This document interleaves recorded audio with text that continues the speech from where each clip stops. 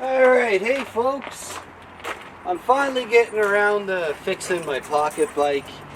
So today I've got to rip this guy apart. I got to take off the carburetor, get it all cleaned up. So I figured I might as well make a video of it because comment section of the last YouTube video where I couldn't get this thing running, I had a YouTube viewer who subscribed. His name is Bolganzi. I hope I said that right. He asked me to do a video of fixing the carb and maybe do some explaining on how a carburetor works. So I said, you know what? That sounds like a good idea. I like working on things. I even like explaining how things work. So first thing we got to do here is we got to take this seat fairing off, and it's just 3 screws, and there's like so, like so, like so, and then this beautiful guy right here, this is an aftermarket fuel shutoff valve.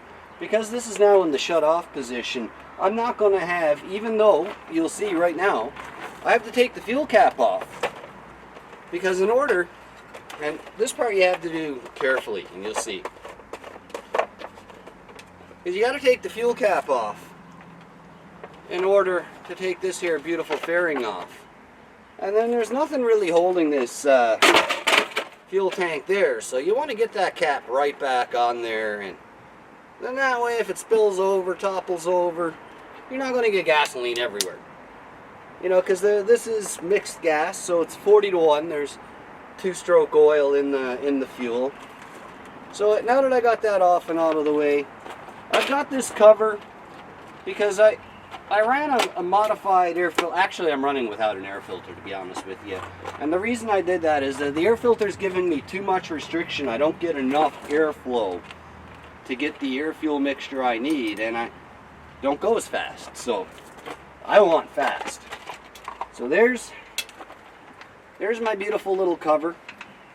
And you guys can see, I just use a normal seesaw stand and clamp the tires on, and perfect height for working on a pocket bike.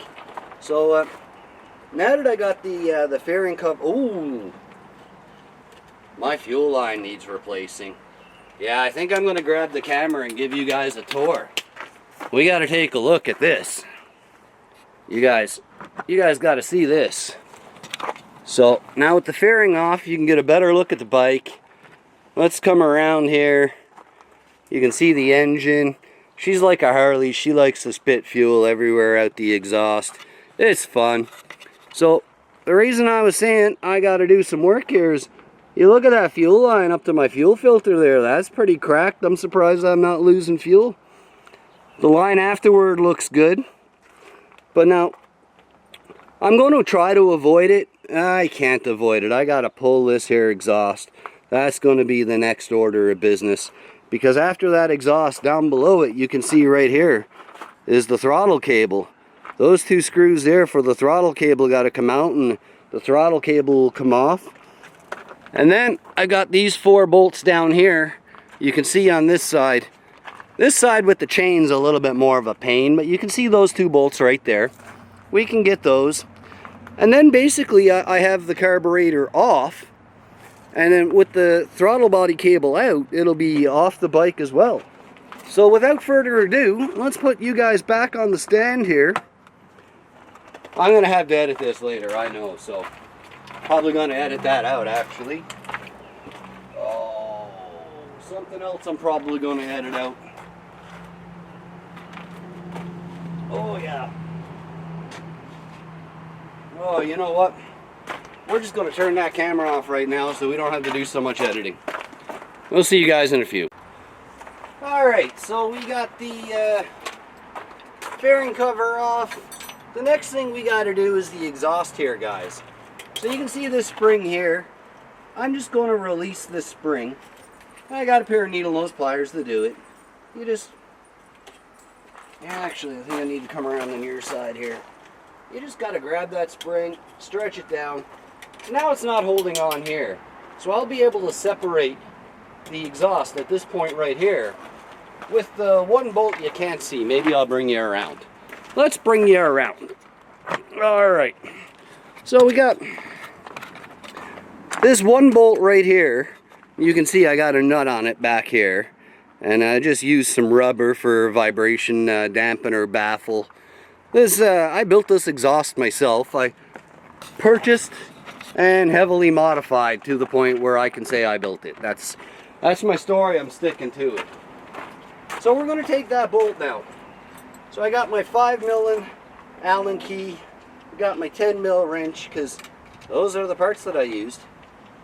And then you'll see I'll just spin this. The one thing I want to try not to do here is oh, there we go, lose any of these screws or nuts or drop anything on the ground, because that would suck.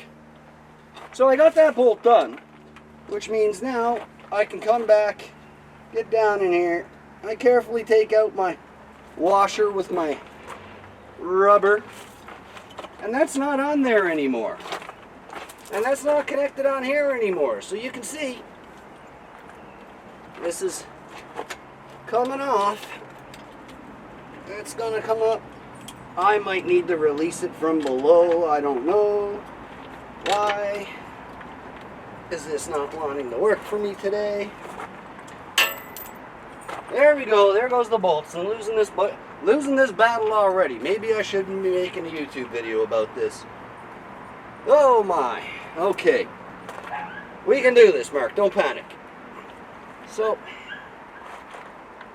I really don't want to take that off from down there, and I really don't remember having to. Because I won't lie, it's been a few years since I fucked around on this guy. This is going to get heavily edited because you're not going to hear all of the swear words. We're going to try to keep that out of this production. Alright, we'll get that fuel tank out of the way like so. And I think if I can just come right... What's stopping me from going? Nothing. There. And then, as I said before, oh, I broke my fuel tank.